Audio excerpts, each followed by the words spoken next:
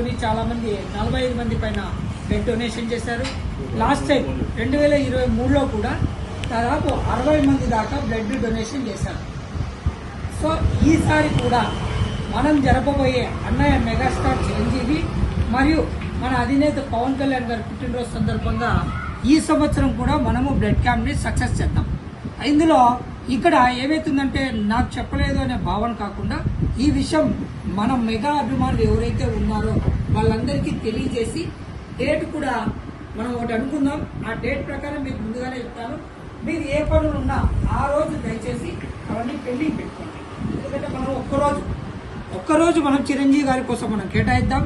ఈసారి కూడా 2024 mega blood camp ని సక్సెస్ చేసుకుందాం.